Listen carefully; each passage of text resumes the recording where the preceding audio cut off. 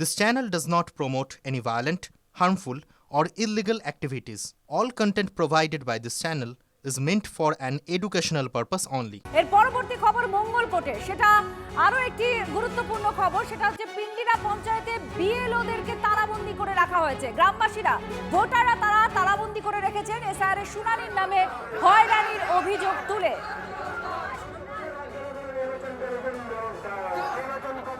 কৌশিক আমাদের প্রতিনিধি আমাদের সঙ্গে রয়েছেন। কৌশিক, তালাবন্দি করে রাখা হয়েছে বিএলওদের, কি বলছেন? যারা বাইরে আছেন তারা কি বলছেন? আর বিএলওদের মুক্তির জন্য কোন রকম তৎপরতা প্রশাসন করেছে?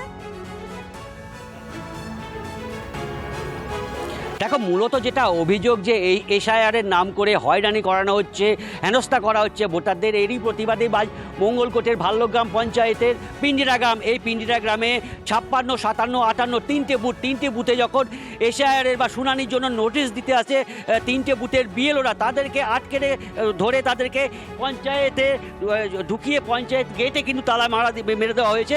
এই যে দেখতে পাচ্ছি তালা, এই তালা কিন্তু যারা ভোটার, ক্ষুদ্র ভোটার, তারা মেরেছে। এবং এখানে দেখতে পাচ্ছি যে 3 জন বিএলও তারা কিন্তু অসহায় হয়ে বেলা 11টা থেকে এখনো পর্যন্ত কিন্তু বন্দী অবস্থায় রয়েছে, যেটা প্রশাসনের। একটু যদি তাদের কথা শোনা যায়। আমি কথা বলার চেষ্টা করছি। আপনাদেরকে তালা মারলো কারা? গ্রামবাসী তালা মেরেছে। কি কারণ? কেন? তারা শুনানি নোটিশ নেবে না, নোটিশ গ্রহণ করবে না তারা। কেন এত সংখ্যক আমাদের এখানে 3টে বুথ রয়েছে, 156, 57 এবং 58। এই 3টে বুথের মোট প্রায় 900 কাছাকাছি হ্যারিং নোটিশ এসছে। সুতরাং তারা এত পরিমাণে নোটিশ এসছে ভাবতে পারিনি তারা গ্রহণ করবে না। আর এত দূর, এখান থেকে প্রায় 18 কিলোমিটার দূরে আমাদের মঙ্গলকোট ব্লক, তারা এত দূরে গিয়ে হ্যারিং করতে যাবে না। তাদের যদি নির্দিষ্ট বুথে বা আমাদের এখানে হাই স্কুল রয়েছে সেখানে যদি করা হয় তাহলে তারা হাজিরা দেবে। মনে করছেন? আমরা তো বুঝতে পারছি না কখন এখান থেকে মুক্তি পাবো। দেখো, একদমই যারা এই অসহায় তালাবন্দি অবস্থায় বক্তব্য দেখুন। একদিকে বিএলওরা বলছেন তাদের উপরে কাজের চাপ বাড়ছে, এদিকে এই মুহূর্তে এই ছবি পুরো এসআইআর পর্বের মধ্যে অন্যরকম একটা ছবি, যে বিএলওদেরকেই বন্দি করে রেখেছেন ভোটাররা, হয়রানির অভিযোগ তুলছেন।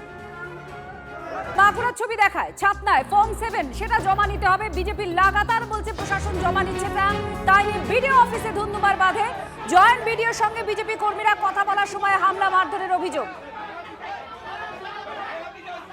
হীরক আমাদের সঙ্গে রয়েছেন। হীরক, এখন কি অবস্থা? কারণ বাঁকুড়াতেই তো এই ফর্ম 7 নিয়ে ধুন্ধুমার একের পর এক ঘটনা ঘটে চলেছে। দেখো, আজকেও সকাল থেকে বাঁকুড়ার বিভিন্ন এই ফর্ম 7কে কেন্দ্র করে ধুন্ধুমার পরিস্থিতি তৈরি হয়। মূলত বাঁকুড়ার ছাতনা ব্লকে, সেখানে ছাতনার বিজেপি বিধায়ক সত্যনারায়ণ মুখার্জির নেতৃত্বে বিজেপি কর্মীরা তারা ফর্ম 7 নিয়ে বিডিওর কাছে যান, কিন্তু বিডিও অফিসে সেই মুহূর্তে বিডিও ছিলেন না। জয়েন্ট বিডিওর সঙ্গে তারা যখন কথা বলছিলেন সেই সময় ছাতনা পঞ্চায়েত সমিতিতে তৃণমূল পরিচালিত ছাতনা পঞ্চায়েত সমিতির সভাপতি বঙ্কিম মিশ্রর নেতৃত্বে তৃণমূল কর্মীরা হামলা চালায় বলে অভিযোগ এবং বিজেপি কর্মীদের বেধড়ক মারধর করা হয়। এই ঘটনার পর তৃণমূল কর্মী তারা ওই বিডিও অফিসে উপস্থিত ছিলেন। তাদের দুপক্ষের মধ্যে কার্যত চূড়ান্ত বাদানুবাদ পরিস্থিতি তৈরি হয় এবং ছাতনা থানার পুলিশ ঘটনাস্থলে পৌঁছে পরিস্থিতি নিয়ন্ত্রণে আনার চেষ্টা করে। এরপরই কিন্তু বিজেপি কর্মী সমর্থক যারা, তারা একদিকে সরে যায়, অন্যদিকে তৃণমূল কর্মী যারা উপস্থিত ছিলেন তারা কিন্তু বিডিও অফিসের দখল নেয়। সব মিলিয়ে পরিস্থিতি কিন্তু এখনো পর্যন্ত উত্তেজনা রয়েছে এলাকায়। ধন্যবাদ হীরক, কি বক্তব্য আসছে শোনাবো।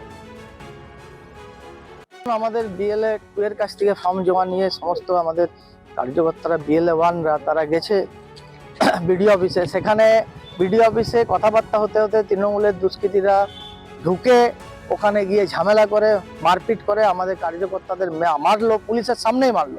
প্রত্যক্ষ প্রশাসনের মদত আছে, এটাই তৃণমূলের সঙ্গে প্রশাসন প্যাক্টে কাজ করছে। বাঁকুড়ার ডিএম তো সরাসরি ভাবে আমাদের সঙ্গে দেখাই করলো না, সমস্ত জায়গায় অর্ডার দিয়ে অর্ডার দেখাচ্ছে যে না, যাতে কোনোভাবে ফর্ম জমা না নেওয়া হয়।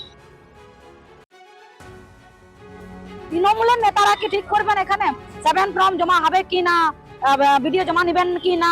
তৃণমূলের নেতারা সব জায়গায় এরা বদমাইশি করছে। এরা ওই মৃত ভোটারদেরকে, শিফটিং ভোটারদেরকে রেখে পড়ে। এরা আগে যেরকম ভাবে প্রত্যেকটা ইলেকশনে জিতেছেন, পঞ্চায়েতগুলো চুরি করে জিতেছে, বিধানসভাগুলো এরকম মৃত ভোটার, বিভিন্ন রকম শিফটিং ভোটারদেরকে রেখে পড়া, এদের নিজেদের ভোট ব্যাংকগুলো ধরে রেখেছিল, সেগুলো এখন বর্তমানে বাদ হয়ে যাচ্ছে বলে এরা বিভিন্ন জায়গায় মারপিট করছে।